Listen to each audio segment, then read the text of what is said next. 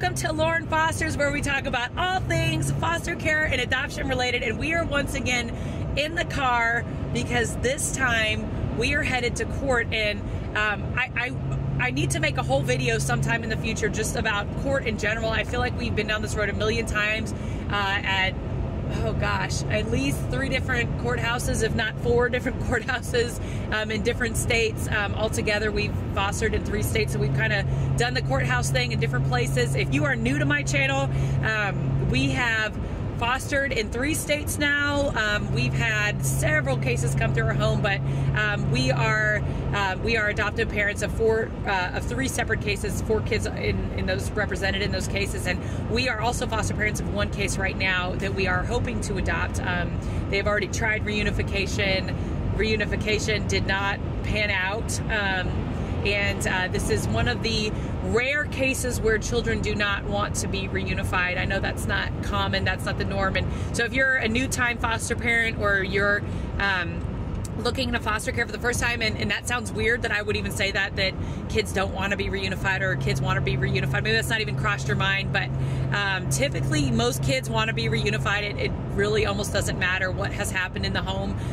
Kids usually want to be reunified regardless of why they were placed in foster care in the first place. So that might be a shocker to some of you guys, or some of you that have been doing this for a while totally know and understand that. But anyway, this is not one of those cases where reunification is safe, and our foster kids are hoping for adoption. So that is what we are hoping for them as well. They've given parents a service plan, and you know, you've got kind of these like hearings that happen every so often, depending on the state or the county. That some of that may be different month to month.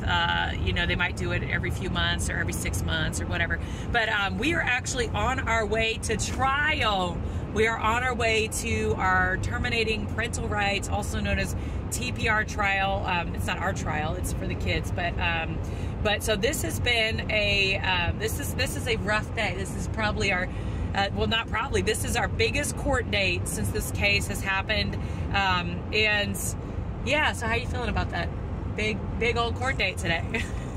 I always feel that, I don't know, I get mixed feelings about this whole thing. Like, right, for the kids and for the concept of permanency and having them have something where they don't have to worry about, like, all of the issues, whether it's going back home because they're having to move to another foster home. I mean, these kids specifically were blindsided at one point, thought they were going to be living at this one house forever, and all of a sudden, boom, they're not part of that household anymore. And so they start talking about TPR, and they start talking about permanency. That's an amazing thing. It's at the same time, you have the other side of the coin where it's the official break of that family that existed before. That, no, I mean, we really should be rooting for, and we want to be rooting for these families to actually be working out and getting back together. And every time I've ever dealt with the TPR, it's been something that really conflicted to me. So you bring up a good point about permanency, and I know that's been like a huge deal for our kids. It's a huge deal for everybody, I think, in this situation. I'm former foster youth, and like just getting to be in one home for a long period of time is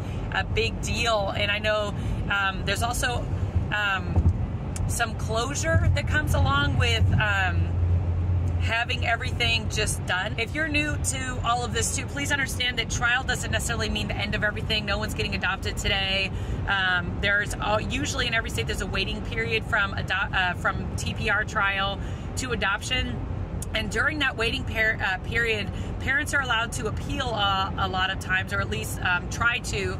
And so we'll be waiting through that process as well, and just kind of seeing how that goes. And we've actually had a case where the parents won the appeal. So we've learned not to really hold our breath as far as this kind of being the end all in any sort of way. So another thing that comes into play in this whole waiting time, and we haven't dealt with it ourselves, but I've seen friends that deal with it, that all of a sudden, like random relatives that were nowhere to be found before come out of the woodwork, and they come in and they're like, where were you for the last 2 years that this whole issue was going on? Like, why are you coming at this last ditch effort? And you got to keep in mind the legal system, they're there to interpret the law, right? So judge per judge, that could look different. Some of them will say, well, like, too little, too late. And some will say, from a legal standpoint, we have to give priority to kinship placements or to family.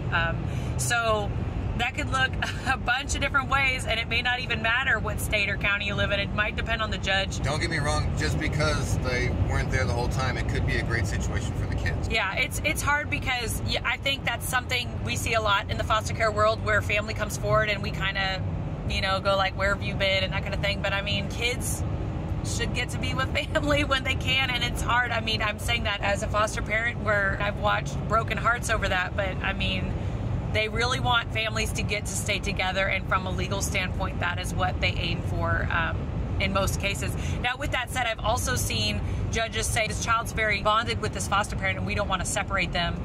So you just never know. You never know what the judge is going to say in any given situation. This is actually one of the few cases we've been part of where I haven't felt already somewhat bonded with biological parents. If you're just tuning into my channel for the first time, I'm a pretty big advocate for bio-family relationships, both during the case, when possible and safe and court appropriate, and I can explain that in a minute, and even post-adoption, bio-family relationships post-adoption, when possible, when appropriate. This is one of the few times where we've really not gotten to get to know the parents just due to safety issues or parents not being around and that kind of thing. You know, you really do root for these bio parents when they can get it together. It's just sometimes it's not an appropriate reunification. It is just not appropriate. And so we really truly do believe that here today. But I will say once again, we're not holding our breath. We have shown up to court and people have forgotten to file things or not shown up, or, you know, so I mean, we're fully even prepared to walk in and be told things were changed, and we didn't find out till we got to court. Also, this case is not in our own county, so we are having to travel quite a bit to get where we've got to go every time we go to court, and we don't always have information until we show up to court. So we will see. And in the day of COVID, I know I'm hearing some foster parents from across the country say that their cases are even on hold, and so my heart goes out to you, especially those of you waiting to see, you know, maybe waiting for your own TPR situation, or waiting for, you know, adoptions to go through, or waiting for hearings to happen so you can talk about permanency goals, which is probably a whole nother video if you're going, what's a permanency goal? We can talk about that another time. But my heart goes out to you all that are waiting, whose courts are at a standstill. Currently ours is open where we are, as long as we're masked up and we're coming in one case at a time. At coming into the building, not the courtroom, we can come in the building, we can check in when we get there and come in one at a time. And they currently have us calling on a secure kind of like video conference system. And as soon as your name gets called, you kind of like run inside and run upstairs as quickly as you can.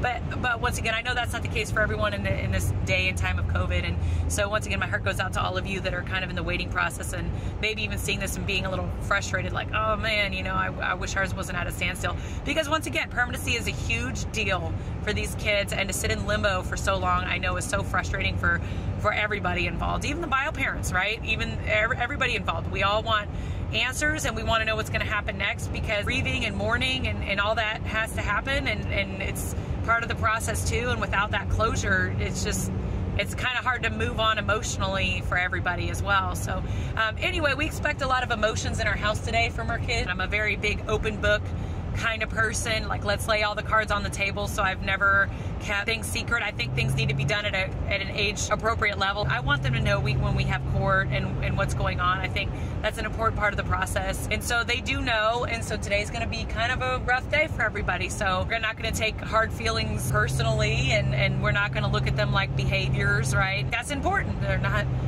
acting like this because they're being mean or naughty, or they're meaning ill will on a sibling or whoever they're, you know, acting up with. This is some really strong stuff to process. Once again, these are kids that don't want to be reunified, and even then, it's not like they're celebrating this day. This day is going to be hard because, you know, all of the emotions attached are just a lot for these kids. Something real quick that I had mentioned earlier that I said I would talk about in just a minute is, or that I'd talk about later, is that relationship with bio parents, even during court, even while court cases are going on. Just some advice there. What I mean by that is, if I see a bio mom in a waiting room for a visit or sitting and waiting to go into court, I don't typically clam up and hide away and try not to make eye contact, but I also don't do the complete opposite. I don't run up and hug and show pictures and that. I would proceed and tread very carefully and tread very lightly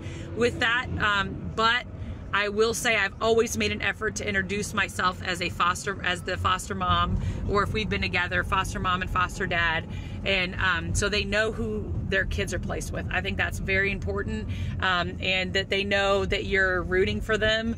I've never said that, but I've never given any kind of attitude, regardless of what the case details are. I don't judge them. I try to be as friendly as possible with these bio parents. I know that they're struggling a lot as being asked of them, and a lot of times rightfully so. It's not me and CPS against these parents. It is the parents dealing with CPS, and I'm just kind of a third party that's just hoping it works out in the best interest of the kids at the end of the day. My advice there is just be really careful, but I am a big advocate when you can introduce yourself, do. I will say that 90% of the time, if not like almost every single time we've ever had a case in our home, and I have made the effort to introduce myself, and a lot of times against the wishes of the caseworker, like really just insisting to caseworkers, please just let me say hi. It has worked out for the better in the long term as far as that relationship with those bio parents and how the case has gone, and everybody's I don't want to say comfort level, but everybody's kind of accepting level of what's happening. It has always been a good thing. I've never had a negative. I mean, if I have, I can't think of one. That's why I say 90, maybe 100% of the time, I can't think of a negative that has come out of me introducing myself. It doesn't mean that these parents have liked me. It doesn't mean that, and they don't have to. That is not their job to like me. But I feel like, even though I don't like owe them anything, they don't owe me anything, I think it's appropriate to introduce yourself. And I would want to know where my kids are in their shoes. But anyway, that's all I got. Feel free to comment below. I'd love to hear your experiences with trial and TPR. How are your cases going? I always want to hear about your stories.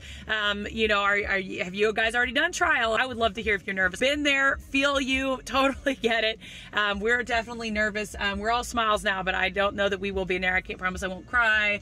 I have no idea if I'll take the stand. Every state's different on whether or not we get asked to take the stand or not. So we will see. All right, that's all I got. See you later. Bye.